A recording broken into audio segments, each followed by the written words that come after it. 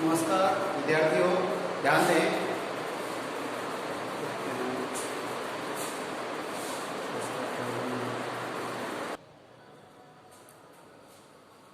देखिए, हमारा एक टॉपिक जो अलंकार का था उसमें लगभग मैंने पढ़ा दिए थे। तो मैंने सिलेबस देखा कि उसमें दो अलंकार ऐसे हैं जो और भी हैं, लेकिन हमने उस वीडियो में पढ़ नहीं पाए थे। एक तो रहेगा उदाहरण अलंकार जो हर जगह काम आता है, और एक रहेगा हमारा विरोधाभास अलंकार। ठीक है, तो देखिए उदाहरण का तो आप समझते एग्जाम्पल जिसे आप ज्यादा यूज करते हैं। तो उदाहरण अलंकार और विरोधाभास अलंकार की बात कर रहे हैं। ठीक है, तो इसमें आपको देखना ये है कि हमारा जो एक बिंदु है, ठीक है, मैं आपको बताता हूँ कौन सा बिंदु। एक मिनट रुकिए यहाँ पे। तो देखिए ये जो चल रहा है हमारा उदाहरण अलंकार, इसको समझना है। और ये तो सिलेबस में है जो मैंने पढ़ा दिया है। तो ये दो बिंदु है, ये सिलेबस में है। अलंकार का प्रश्न आएगा, इनकी परिभाषा के लक्षण एग्जाम्पल हो सकते हैं आपसे। एक हम जो पद्य पढ़ रहे हैं, कविताएं पढ़ते हैं, तो उसमें कोई सा भी अलंकार हो सकता है, इसके अलावा भी हो सकता है। उसके लिए मैं आपको पढ़ा दूंगा, बता दूंगा। लेकिन देखिए कि ये जो उदाहरण अलंकार है, इसके जैसा एक और अलंकार भी है। तो उदाहरण अलंकार और उसमें उसका नाम है दृष्टांत। तो दृष्टांत का मतलब भी क्या होता है? उदाहरण ही होता है। और इसमें कोई चीज होती है, एक चीज को समझाने के लिए दूसरी वस्तु पेश करते हैं। ठीक है, तो वहां दृष्टांत होता है। ये ध्यान रखना है कि एक बात को समझाने के लिए क्या करते हैं, दूसरी बात पेश करते हैं, उससे रिलेटेड वस्तु पेश करते हैं, उसके जैसी वस्तु पेश करते हैं। जैसे मान लो आप ज्योग्राफी पढ़ रहे हैं, तो ज्योग्राफी में आपको समझाना क्या है, धरती या ये पूरी पृथ्वी है ना, ये किसी को दिखानी, किसी को बतानी है कि कहाँ पानी है, कहाँ मिट्टी है, कहाँ कैसी खेती होती है। तो इस पूरी धरती का समझाने के लिए, दिखाने के लिए क्या करते हैं हम लोग? ग्लोब जो है मॉडल के रूप में जो पृथ्वी उस पर बना रखी है, उस ग्लोब को टेबल पर रख के बच्चों को समझाते हैं कि भाई ये पूरी पृथ्वी है, ऐसी है। ठीक है, या पानी है, या नदियां, या फिर पहाड़, इस तरह पूरा समझा सकते हैं। तो एक चीज को समझाने के लिए दूसरी पेश करते हैं, दृष्टांत होता है। लेकिन उदाहरण में क्या है, थोड़ा अलग क्या है। देखिए कि जहां एक बात कहकर उसके उदाहरण के रूप में दूसरी बात कही जाए, और दोनों को उपमावाचक मैंने पढ़ी ना, तो उपमावाचक शब्द जैसे, अब यहाँ पे जैसे ना, ये भी उपमावाचक शब्द है ना, कि जैसे, जो, जिमी, मिस आदि शब्दों से जोड़ दिया जाए, वहां पे उदाहरण अलंकार होता है। तो आप देख रहे हैं, जैसे एग्जाम्पल मैं आपको समझा दूं। इसमें तो खैर जैसे जैसे का आपको नहीं मिलेगा, सीधा ही दे रखा है, लेकिन आपको बता दूं अलंकार में जिमे, जैसे, इस तरह से होता है। तो मन मलिन तन सुंदर कैसे। ठीक है, मन मलिन, तो मन हमारा है कैसा हो गया, मलिन है। हमारे मन में थोड़ा सा पाप है, पाप कहे, डर कहे। जैसे मान लीजिए हम चौराहे से गुजरते हैं, अक्सर जनरली तो ये बात दिमाग में रहता है कि चौराहे पे कुछ लोग होते हैं जो अपना कोई सिद्धि प्राप्त करने के लिए, अच्छा करने के लिए क्या करते हैं, वो होता है ना टोटका, अर्थात पातल ली, उसमें मिठाई है, पैसे हैं, या ये मेकअप का सामान होता है, ये उसमें रख दिया, और 10, 11, 12 जो भी है, तो वो चौराहा है। अच्छा, वो देखिए वो जो इष्ट होता है खाने वाला, वो भी उस चौराहे में आता है। कमाल की बात है, सब लोग आ जाते हैं, वहां पे क्यों आएगा वो, एक विडंबना होती है दिमाग की, बस यही है। तो चौराहे पर रख दिया सिस्टम। ठीक है, अब हम लोग उधर से गुजरते हैं ना, तो जनरली जो महिला वर्ग होते हैं उनको सिखाया जाता है कि चौराहे से तो गुजरना, साइड से जाना, उसके बीच में से मत जाना। और देखिए कई बार इसका इफेक्ट भी दिख जाता है, तो हमें क्रॉस नहीं करना चाहिए, साइड से जाना चाहिए। बात तो सही, मैं भी डर रहा हूँ ना। हाँ, लेकिन सोचिए वहां पे रख दिया है, तो आज तो रख दिया, 10 दिन बाद वो डैमेज हो गया, गाड़ी वाड़ी ने तोड़ दिया उसको, लेकिन जो रखा हुआ था सामग्री वो हट गए। लेकिन अब भी हमारे दिमाग में क्या है कि चौराहे में कुछ रखा जाता है, या फिर किसी भूत प्रेत का डर है, तो हमारे दिमाग में क्या है, वो डर है। ठीक है, तो बात यहाँ पे है कि पाप, डर रहेगा कि मन मलिन, मन में कोई डर है, कोई पाप है। ठीक है, और उस चौराहे से गुजर रहे, पता जरूर है कि चौराहे में ऐसा होता है। ठीक है, उधर से गुजरेंगे तो हमें पाप रहता है, मन में डर रहता है। ठीक है, कितना ही आपको भाई बताने के लिए ऐसा कुछ नहीं, फिर भी रहता ही है। ठीक है, चलिए, दिन में आप कहीं भी चले जाएंगे, रात को बोलो कि इधर से गुजरना है, शमशान घाट से गुजरना है, ये डेंजर इलाके से गुजरना है, तो रात में मन में थोड़ा डर रहता ही है, चाहे आप कितने ही क्यों ना हो। ठीक है, हाँ ये बात अलग है, कई कहते हैं कि मैं नहीं डरता, दर्शाते हैं, फिर जैसे कुछ हल्का सा भी आवाज आ गई, जैसे हनुमान ज्ञान सागर का जाप करना शुरू कर देते हैं। खैर डर सबको लगता है, खैर डर के आगे पता है मुझे। चलिए, तो मन मलिन, मन कैसा है? मलिन है, मन में मैल है, अच्छी बात है। फिर आगे क्या कह रहे हैं कवि, देखिए कि मन मलिन तन सुंदर। तन का मतलब ये पूरा शरीर जो शेप होता है ना, वाव वंडरफुल।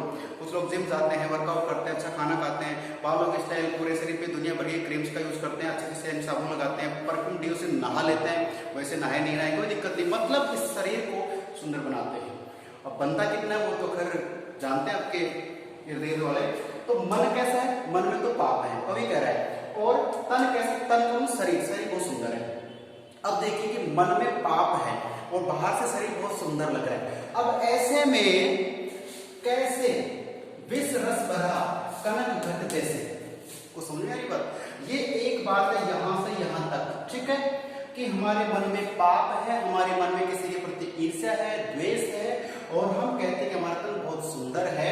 तो ये बात, बस बात इतनी सी है, लेकिन इस बात को समझाने के लिए ये कवि महोदय ने क्या किया कि दूसरा उदाहरण दिया। वो क्या? विष रस भरा। विष का मतलब जहर होता है, रस भरा कि विष रूपी जो रस है, विष जैसा जो रस है वो भरा है किसमें?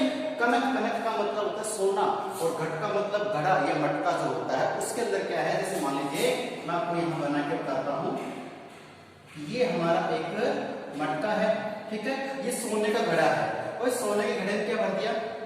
क्या भर दिया? जहर भर दिया है। तो अब ये बाहर से तो कैसा है? सोने का है, लेकिन अंदर इसमें क्या भरा हुआ है? जहर भरा हुआ है। तो ये वही बात होगी कि हमारे मन में तो क्या है? दूसरे के प्रति, हमारे दोस्त के प्रति या किसी के प्रति पाप है क्या है? इसके नंबर कमाने चाहिए, मेरे ज्यादा आना चाहिए, ईर्ष्या, ये बोलते प्रतिस्पर्धा, वो भी होनी चाहिए। तो मन में तो किसी के प्रति बुरी बातें, बुरा विचार है, लेकिन कहते हैं कि हमारा शरीर बहुत सुंदर है। तो ये कभी वो कहते हैं कि वो शरीर कोई सुंदर नहीं है जिसके मन में पाप हो। तो एक बात समझाने के लिए दूसरी बात उसका उदाहरण दिया है कि मन में पाप है, बाहर से कहते हो शरीर सुंदर है।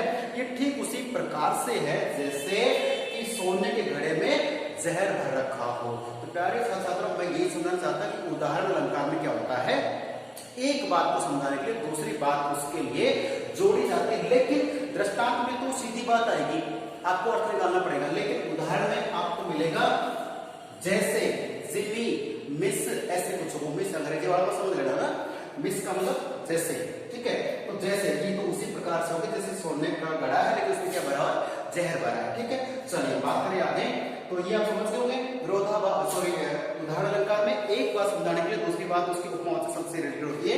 आप समझ चुके हैं कि जिस प्रकार से मन में पाप है और हम बाहर से शरीर से बहुत सुंदर शरीर है। होता है ना कि जैसे मान लो कि पंडित जी तिलक छापा कर लिया है, पीले वस्त्र पहन लिए, दाढ़ी वाड़ी अच्छे हैं, तो हम समझते कि अरे बहुत अच्छे महान महाराज हैं, सत्य पुरुष, संत आत्मा है, ठीक है। तो उसको अपन सब कुछ मान सकते हैं कि भगवान मान सकते हैं कि ऐसा नहीं है। जहां तक कुछ दिनों पहले अखबार में दिया था कि जालौर साइड में, जालौर जिले में एक महंत जी थे, बहुत अच्छे पुजारी हैं, मंदिर में काफी अच्छा भजन भाव होता है, लेकिन उसी मंदिर में जो बोलते हैं ना कि क्या बोलते उसको, एक होता है मतलब गर्भगृह है, गर्भगृह कि भगवान यहाँ पे विश्राम करते हैं, अच्छी बात है। भगवान जहाँ गर्भगृह में रहते थे वहां पे नोट छापने की मशीन मिली है मीडिया को, और बाहर आया मामला, 2-2 हजार के नोट छापे जा रहे दिन भर ना। चढ़ावा कितना था? 10, 20, 50, लेकिन वहां पे मशीन छपी नकली नोटों की। अब वो बाहर निकाली, पता चला, तो वो देख लीजिए बाहर से तिलक छापा कैसा है कि भाई यहाँ तो बिल्कुल कुछ हो ही नहीं सकता। भगवान के मंदिर को भी लोगों ने अपना धंधे का एक माध्यम बना दिया है। प्यारे बच्चों, पढ़ना है और पढ़कर कुछ अच्छे ऑफिसर्स बनना, ताकि ऐसे जो कारनामे करने से पहले लोग डरें, ठीक है। पर ऐसा नहीं कि सब आप ही छापने की मशीन बना देने की गलत बात है। तो उदाहरण लेकर, सॉरी आपको उदाहरण समझ में आ चुका है। बात करते हैं विरोधाभास। नाम में अर्थ होता है, देखो विरोधाभास, अलग अलग टुकड़े करो, विरोध धन आभास, विरोध का आभास हो रहा है, एहसास हो रहा है, लग रहा है, ठीक है। लेकिन क्या देखिए कि अच्छा कैसे पढ़ लेना इसको कि जहां बाहर से तो विरोध न हो, बाहर से तो नहीं होता कई बार, और जब उसका अर्थ करते हैं न हो, लेकिन अर्थ करने पर विरोध का आभास होता है। ऐसे पढ़ ले, इसको उल्टा भी कर दीजिए कि बाहर से तो विरोध है, बाहर से तो विरोध है, लेकिन जब पता चलता है तो अंदर से विरोध नहीं है। कुल मिला के बात ये है कि हमें उससे कोई वाक्य है, कोई पंक्ति, कोई लाइन है, उसे पढ़कर तो लगता है कि आपस में विरोध है, लेकिन सच्चाई विरोध नहीं होता है। इसी बात को ऐसे कैसे तोड़ कर दिया है कि जब बाहर से तो विरोध नहीं है, लेकिन अर्थ करने पर विरोध लगता है। कैसे?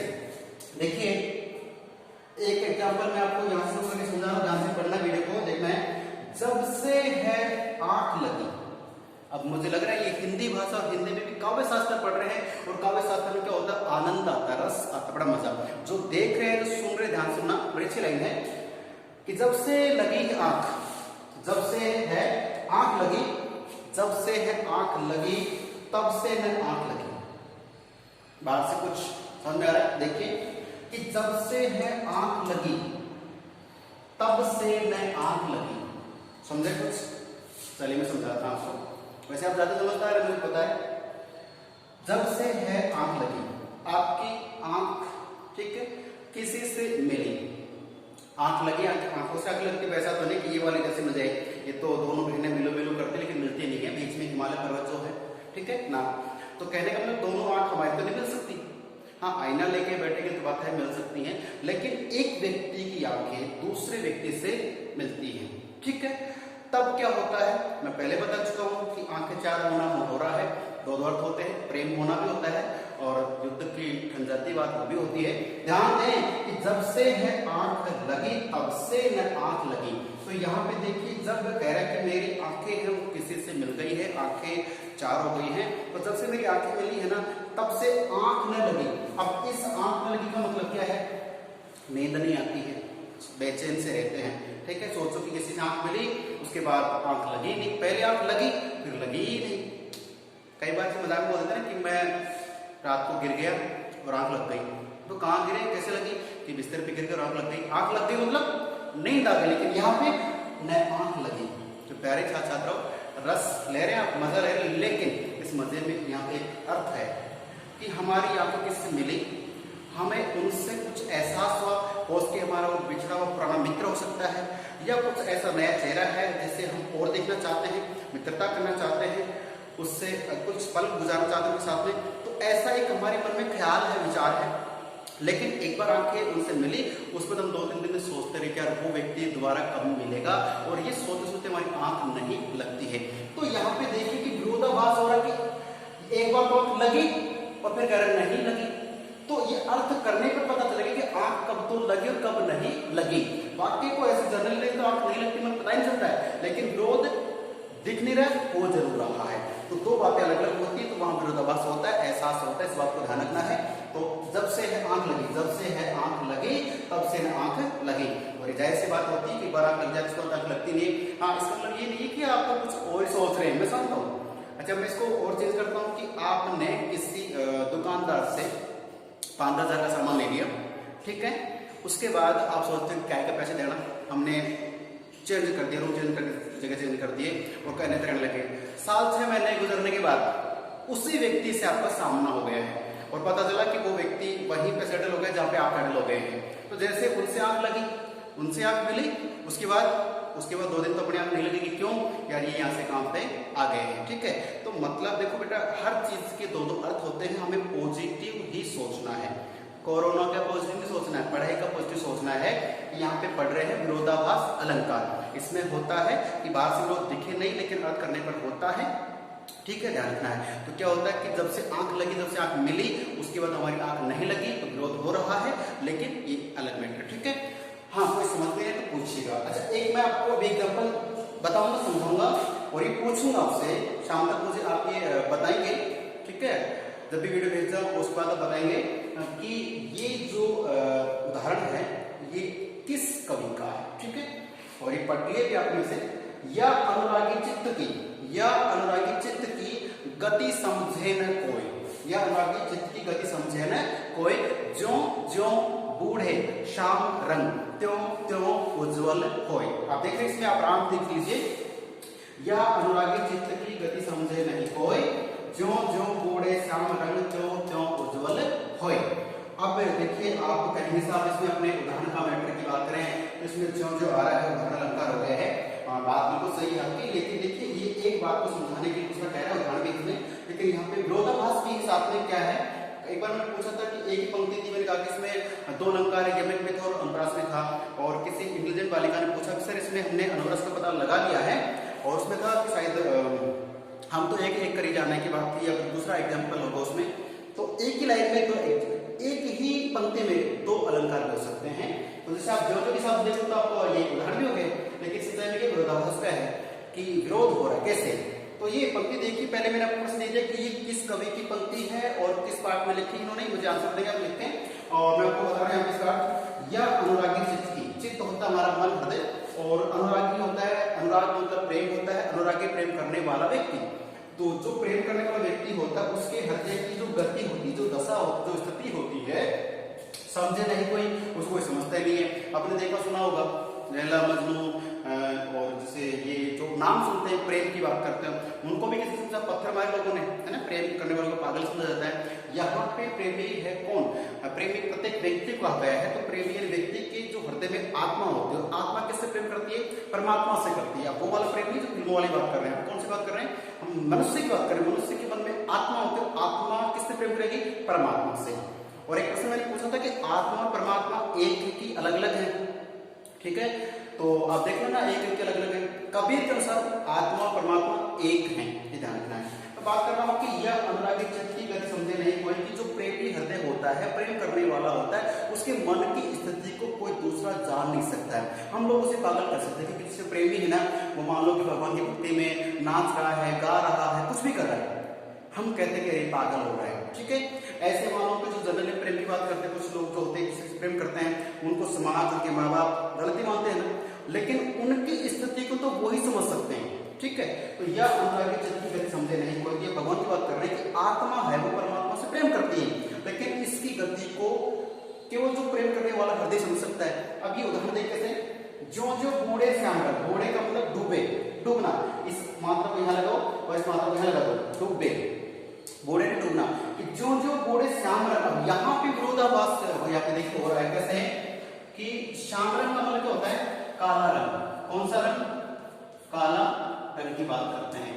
और यहाँ उज्जवल का मतलब सफेद रंग। कैसा कैसा? सफेद। ठीक है, देखिए सफेद रंग की बात कर रहे हैं।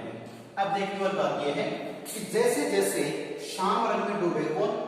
भगवान, जैसे मान श्री कृष्ण की बात करें, श्री कृष्ण जो भगवान है, उनके किसी भगवान के हम प्रेम में डूबना चाहते हैं, तो जैसे जैसे उनके प्रेम में डूबेंगे, जितना अधिक और गहराई में जाएंगे, तो सामने वाला भगवान श्री कृष्ण से उनसे प्रेम करने वाला उनमें डूब रहा है, जितना अधिक डूबेगा उतना ही क्या होगा? सफेद रंग, मतलब उनको पवित्रता मिलेगी, उनकी आत्मा को खुशी मिलेगी, सुकून मिलेगा। तो यहाँ पे देखिए कि श्याम रंग में तो डूब रहे, काले रंग में डूबेंगे, तो भाई सफेद कहां से होंगे? विरोधाभास हो रहा ना, ये बाहर से आपको, तो इसका मैंने बता दिया कि विरोध न होने पर भी क्या होता है कि विरोध का आभास होता है। तो आप दोनों तरफ देख सकते हैं कि बाहर से विरोध दिखे, अंदर से नहीं होता, अंदर से देखे फिर बाहर से नहीं होता। बात वही है, विरोध नहीं होने पर भी विरोध दिखता है, विरोधाभास लगता होता है। आप देख सकते हैं कि यह अनुरागी चित्त की गति समझे नहीं कोई, जो जो बूढ़े श्याम रंग क्योंकि उज्जवल हो, कि श्याम रंग में डूबने पर भी उज्जवल हो रहा है, मतलब विरोध का आभास हो रहा है, विरोध नहीं है, क्योंकि भगवान की जो प्रेम है, जितना हम गहराई में जाते हैं उतना हमें विश्वास आता है, उतना हमें पता लगता है कि हाँ भगवान है। तो वो उज्ज्वलता यानी पवित्रता की बात मैं कर रहा हूँ। तो प्यारे छात्र छात्राओं, ये दो एग्जाम्पल, सॉरी दो उदाहरण थे जो अलंकार थे, तो सिलेबस में थे, बट उस टाइम वीडियो में नहीं थे। आज मैं आपको फिर ये आपको समझा चुका हूँ। अब आपके सिलेबस के अकॉर्डिंग अलंकार कंप्लीट वीडियो मैंने आपको समझा दिए हैं, उदाहरण और नोट्स आपको पहले से अवेलेबल है। इसी संबंध कोई भी क्वेश्चन आपका गलत होता है तो आप बहुत बड़े सजा के भागी बन सकते हैं, ध्यान रखना है। और बातें जो मैंने सारी क्लियर कर दी है। अब इसके अलावा जैसे मान लीजिए दृष्टांत है, मानकीकरण है, या और भी अलंकार हो सकता है, भ्रांति मान अलंकार, तो भ्रांति, भ्रांति समझते हैं ना, भ्रांति जैसे भ्रांति हो जाती है, मान लीजिए आप सीधी सी बात है, भ्रांति और एक तो संदेह है, दो चीज और भी है, संदेह और भ्रांति भी एक जैसे दृष्टांत उदाहरण, ऐसे भ्रांति और संदेह। संदेह में क्या होता है कि जैसे मान लो किसी व्यक्ति का पीठ हमें दिखती, बैक साइड दिख रहा है, और हमें अपने किसी जानकार व्यक्ति को, यार ये हमारा से भाई साहब है या कोई हमारा जान पहचान का हमारा मित्र है, और हम जाके अरे सुनो इधर आओ, फेस जैसे हमारी तरफ घुमाया, लगता कोई और है, क्या हो रहा है? हमने क्या संदेह कर लिया। वही भ्रांति वाली बात कर, भ्रांति हम जैसे मान लीजिए दूध और छाछ दोनों बिल्कुल सफेद होते हैं, दोनों को बिल्कुल ठंडा करके रखा हुआ, दो अलग अलग बर्तन में, लेकिन हमें क्या है? भ्रांति है। छाछ को क्या समझ सकते हैं हम? दूध, और दूध क्या समझ सकते हैं? छाछ। तो समान वस्तुओं में जब अंतर नहीं कर पाते हैं तो क्या होता है? भ्रांति हो जाती है। और संदेह, हम किसी और व्यक्ति की हमारे दिमाग में छवि और किसी और को बुला ले तो आपके लिए संदेह हो जाता है। ठीक है, तो संदेह भ्रांति का भी मैं आपको भ्रम दूर करूंगा और वो करेंगे अगले वीडियो में। तब तक के लिए सुरक्षित रहें और सावधान रहें। नमस्कार, धन्यवाद।